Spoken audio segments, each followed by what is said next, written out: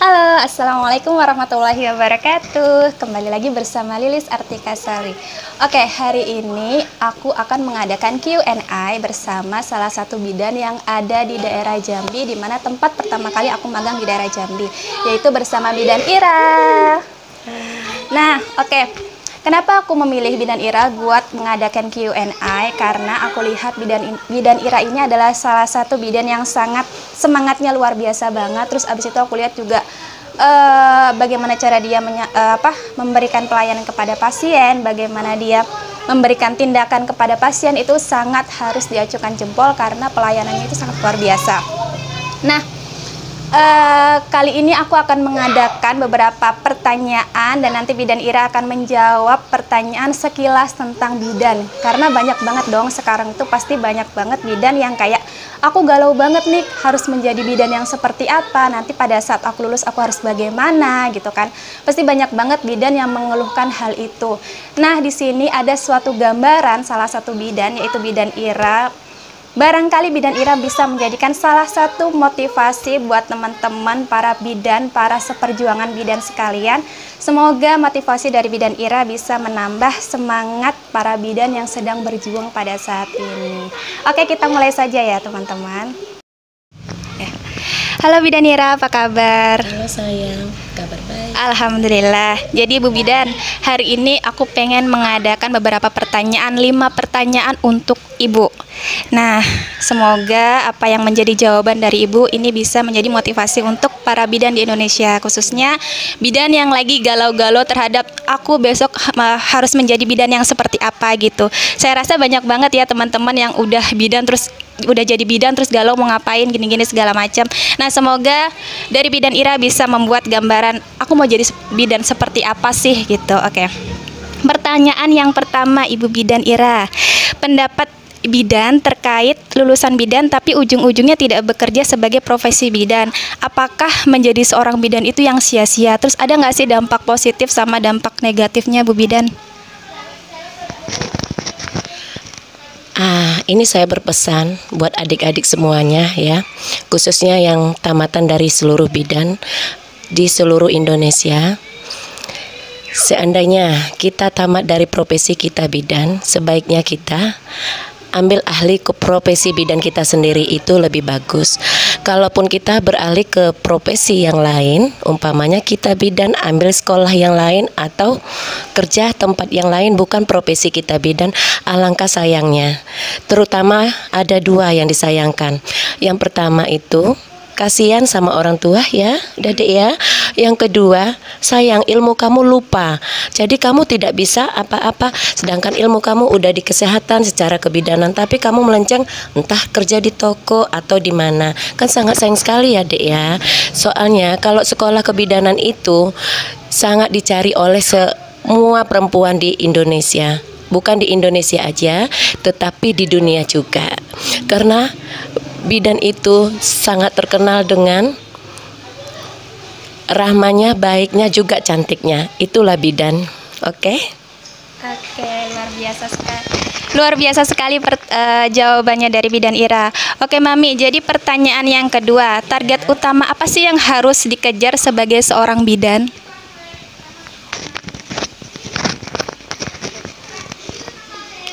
target utama yang harus dikejar sebagai bidan. Ya, target kita yang pertama sekali adalah untuk menurunkan angka kematian ibu dan anak.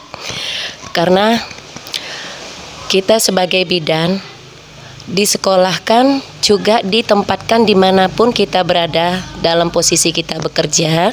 Setelah kita tamat dari sekolah, kita diturunkan kemana? Ke semua desa-desa, terutama zaman dulu itu semua desa-desa itu di seluruh Indonesia diisi dengan bidan desa. Guna bidan desa itu atau kita sendiri sebagai bidan ditempatkan ke tempat-tempat wilayah yang tertentu atau tempat desa itu untuk menurunkan angka kematian ibu dan angka kematian bayi. Juga mengurangi kepadatan jumlah penduduk, istilahnya untuk ber-KB, ibu, terutama ibu yang setelah melahirkan itu harus memakai KB biar mengurangi atau membatasi jarak kehamilan pada ibu setelah melahirkan. Oke, pertanyaan yang ketiga, Ibu. Keluh kesah menjadi seorang bidan selama ini gimana? Apa perjalanan bidan Ira dari mulai awal mungkin kuliah sampai sekarang bisa membangun bidan praktek mandiri itu keluh kesahnya apa sih gitu? Banyak sekali ya, Dek ya, keluh kesahnya ya. Pertama-tama kita dari kuliah dulu. Kuliah kebidanan itu bukan gampang. Kuliah kebidanan itu sangat merumitkan sekali ya. Terutama kita yang zaman dulu bidan-bidannya memang awal-awalnya kita itu dari sekolah perawat, terus dari kebidanan. Dari sekolah itu memang keluh kesah kita banyak, tapi kita jalani aja sesuai kemauan kita dan profesi kita sendiri. Kita senang, pasti kita bisa. Setelah kita tamat dari kuliah, kita bekerja, ya kan? Kita bekerja seperti ibu ya, diletakkan di desa-desa dulu. Tamat sekolah, kita langsung ke pedesaan. Semua desa di wilayah Jambi ini diisi. Itu yang disebut dengan bidan desa. Pertama sekali ibu bertugas sebagai bidan desa. Di situ waktu pertama sekali ibu jadi bidan desa, memang sangat tidak gampang juga. Karena apa? Kita tamat kuliah langsung terjun ke lapangan, langsung ketemu sama ibu-ibu yang ortodok. Maksudnya itu yang tidak mengerti tentang kesehatan, tidak mengerti melahirkan sama kesehatan atau sama bidan. Mereka banyak melahirkan sama dukun. Nah, disitulah kita harus bisa sebagai bidan, walaupun kita masih muda, tapi kita harus bisa mensupport masyarakat itu, menghimbau masyarakat, terutama ibu-ibu biar bisa melahirkan sama bidan ya. Disitulah kita sebagai bidan desa berprofesi biar kita meyakinkan masyarakat biar mau melahirkan sama bidan. Banyak sekali lah keluh kesahnya, banyak yang tidak mau melahirkan sama bidan, tapi karena kita sebagai bidan kita harus menerapkan seperti itu. Kalau bisa jangan melahirkan sama dukun. Kalau bisa semua ibu hamil itu untuk melahirkan itu sama petugas kesehatan, terutama sama bidan. Karena bidan itulah puncak untuk keberhasilan di daerah kita untuk menurunkan angka kematian ibu dan kematian bayi. Dan setelah kita udah bisa berpengalaman menjadi bidan desa, barulah kita bermotivasi bisa membangun klinik atau BPM paling tidaknya ya, Dek ya. Di situ kita karena pengalaman sudah banyak, jadi kita bisa membangun BPM, klinik, dan kita harus berani, juga kita harus sabar kepada masyarakat-masyarakat. Walaupun apa keluh kesah masyarakat itu, pasti suatu saat masyarakat itu ada yang senang, ada yang tidak senang dengan kita. Itulah yang kita harus sabar menghadapi masyarakat, terutama di pedesaan. Jadi kita harus sabar, harus ikut arus, kemana arus yang harus kita langkah. Tetapi jangan kita mengikut arus yang tidak benar. Kalau arus yang baik sesuai dengan pedoman kebidanan, kita harus tegakkan kebidanan kita. Jangan kita ikut-ikutan pasien tersebut mau melahirkan sama dukun, kita biarkan aja mereka ke sana. Itu tidak bagus. Tapi harus kita mensupport mereka biar mereka mau melahirkan sama bidan. Oke, Dek. Jadi di sini Ibu himbau juga kalau bekerja itu dengan sesungguh hati dan melayani pasien itu, ibu hamil, bayi, balita dengan ramah dan baik. Dan disitulah kita akan mendapatkan pengalaman yang lebih banyak lagi, dan para pasien juga pasti akan senang kepada kita ya. Nah, jadi kalau seandainya kita menjadi seorang bidan itu kan kita harus ramah sama pasien ya. Memang kalau seandainya pada awal-awal ya Bu ya, kalau kita turun di pedesaan itu kan pasti banyak banget masyarakat yang awam gitu kan. Terus banyak yang kurang tahu, banyak yang kurang aware sama kesehatannya masing-masing. Nah, di situ kita sebagai seorang bidan kita harus memulai dari awal. Gimana sih cara meningkatkan kesehatan masyarakat di daerah ini gitu kan. Apalagi tadi tujuan bidan yang Ibu Ira katakan itu kan untuk menurunkan angka kematian ibu dan anak. Nah, itu kan juga target utama kita sebagai sebagai seorang bidan kan. Nah, jadi kita harus sabar ketika masyarakat ini sangat awam sekali nih terhadap pendidikan, kesehatan reproduksi atau segala macam gitu kan. Jadi kita harus perlahan-lahan sabar dalam mengayomi masyarakat yang ada di daerah desa kita yang ya. Udah? Oke, pertanyaan yang keempat nih Bu, strategi menjadi bidan yang sukses gimana nih Bu? Soalnya kalau saya lihat ya, ini tuh di daerah pedesaan, di daerah Jambi tuh lumayan loh, maksudnya saya rasa tuh masyarakat di daerah desa ini juga awam gitu kan.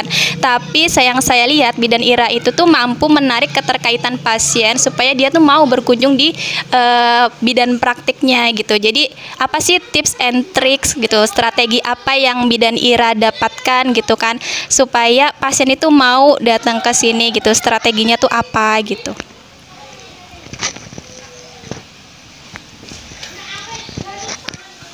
Baiklah, Ibu jawab ya.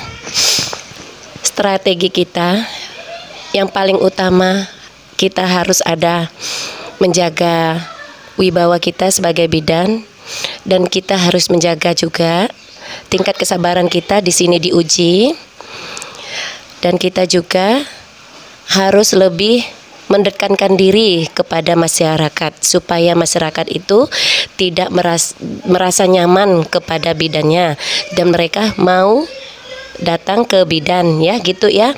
Kalau pasien itu tidak nyaman dengan kita atau ibu hamil itu tidak mau periksa dengan kita, berarti mereka ada apa di balik itu.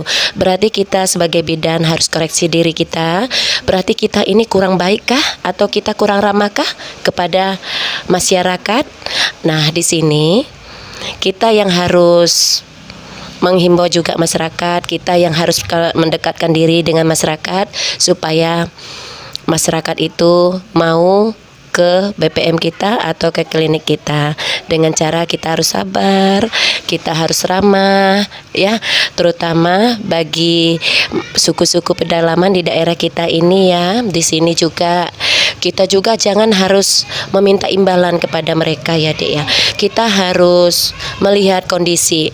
Kalau mereka tidak mempunyai apa-apa, kita sebagai tugas kita sebagai bidan di situ kita ada dicantumkan sumpah kita tidak membedakan antara suku, agama, juga ras. Nah, disinilah kita harus bisa mengayomi masyarakat itu supaya mau dekat dengan kita, dan kita tidak boleh pilih-pilih sama masyarakat yang lain. Ibu rasa seperti itu.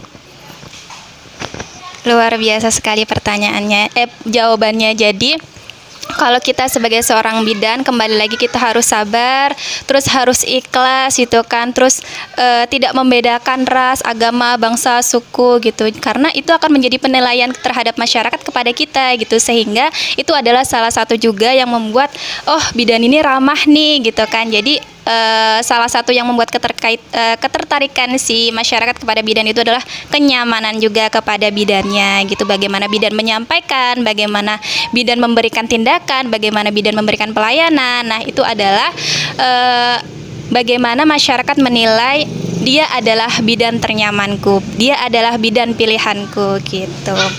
Oke Ibu, pertanyaan yang terakhir.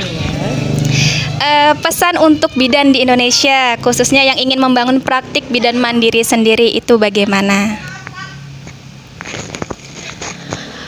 Untuk semuanya, untuk semua para bidan di Indonesia, saya cuma sedikit berpesan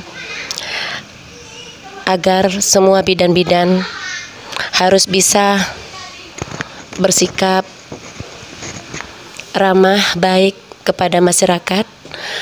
Dan juga kita harus meningkatkan mutu. Kita harus meningkatkan mutu di dalam kita bekerja supaya pasien itu nyaman kepada kita. Dan juga Ibu berharap para bidan-bidan semuanya jangan membeda-bedakan satu sama lain. Dan di sini Ibu menghimbau kesuksesan kita itu berhasil dari diri kita sendiri, bukan dari orang lain. Dan di sini bidan-bidan semuanya Ibu menghimbau rajin-rajin lagi membaca buku, dan rajin-rajin lagi kita beradaptasi kepada masyarakat, karena buku itu sangat penting. Di sini kita semuanya, walaupun kita bisa, tapi kita harus berpedoman kepada teori kita, dan kita harus berpedoman kepada alur kebidanan kita.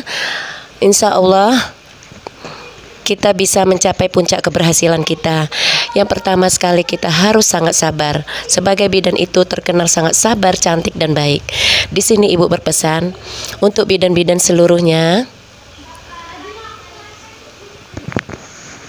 agar semua bidan ya, khususnya ya, untuk semua bidan agar lebih tekun belajarnya lagi, terutama kepada siswa-siswa, harus tekun lebih belajar lagi dan lebih disiplin dan lebih leluasa dalam berpengalaman. Untuk biar berhasil untuk membuka sesuatu usaha kita harus mempunyai pengalaman. Yang pertama ya, keberanian.